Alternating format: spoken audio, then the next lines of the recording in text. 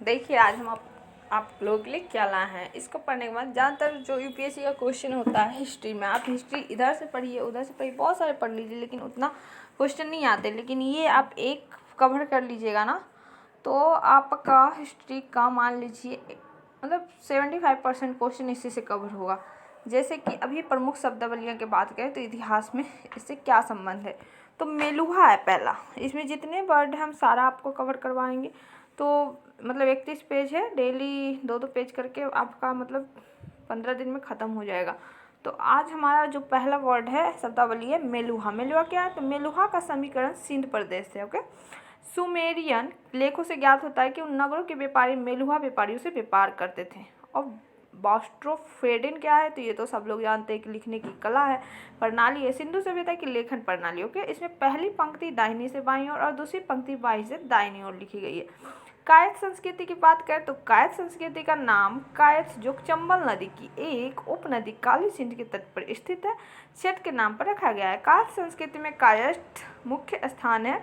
पुरातात्विक उपकरणों के प्राप्त तांबे की कुल्हाड़ियाँ, पत्थर के सूक्ष्म हथियार और उनके मनके प्रमुख है।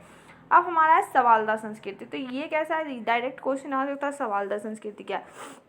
तो सवालदा संस्कृति का नामकरण सवालदा यानी धुलिया जिला जो कि महाराष्ट्र में बस्ती के नाम पर हुआ है, फिर ताप्ती के पास तक सीमित है, लेकिन दाइमाबाद के पास भी प्रमाण मिले हैं। लाल पर काले चित्रित बर्तन मुख्य विशेषता है इसकी, जिनमें मछली जानवर चित्रों को उकेरा गया है। फिर हमारा अगला जो संस्कृति वो मालवा संस्कृति है। तो ये है नर्मदा नदी के तट पर जो कि एमपी में है।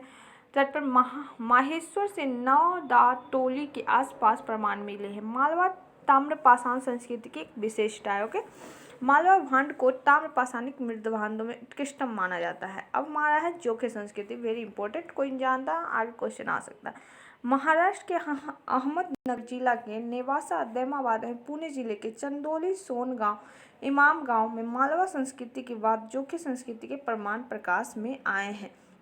जोड़वे मृदभांड लाल पर काले चित्रित है।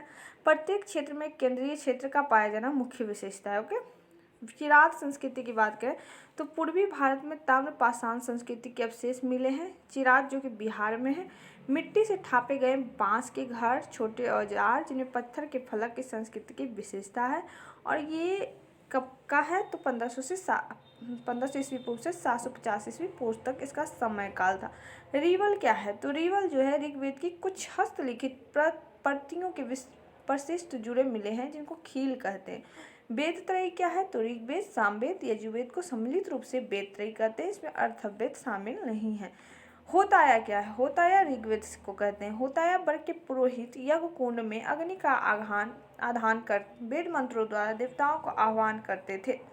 उद्गाता क्या है? तो सामवेद उद्गात्री वर्ग के पुरोहित यक्ष में शाम का गायन करते थे। ओके, अब अर्धव्यू क्या है? तो अर्धव्यू यजुर्वेद को बोलते हैं। तो यागिक कर्मकांड की विधियों का समुचित रूप से अनुष्ठान करते थे। ब्रह्मा जो अर्थवेद के ज्ञाता हो ब्रह्म यज्ञ का परीक्षण करते थे। ओके, सप्त सैंधव क्या है? तो अर्थों के निवास स्थान का सप्त सैंधव कहा गया है। अर्थों के निवास स्थान को सप्त सैंधव कहा गया है। अनु, दुही, द्रुही, पुरु, तुर्बस और युद्ध। ऋग्वेद के आर्यों के 5 कबीले होने की वजह से उन्हें पंचजन्य कहा जाता है। पंचजन्य कोई पूछते तो 5 याद रखिएगा, अनु है, ध्रुव है, पुरु है, तुर्बस है तथा युद्ध है। वेदांग की पूछे कोई तो वेदों यानी संहिता के अर्थ को सरलता से समझने तथा वैदिक कर्मकांडों के प्रतिपादन में साहित्यार्थ वेदांग नामक नए साहित्य की रचना की गई है। आरण्यक क्या है? तो आरण्यक ग्रंथ है। ब्राह्मण ग्रंथों के उपसंहार खंडों को आरण्यक ग्रंथ कहते हैं। ओके, प्रश्न विनाक क्या है? तो वैदिक कालीन न्यायाधीशों को प्रश्न विनाक कहा जाता है। बहुत क्या है? तो वैदिक काल में कन्या के विदाई के समय दिए गए उपहार को बहुत कहा जाता था। ये वैदिक काल का है।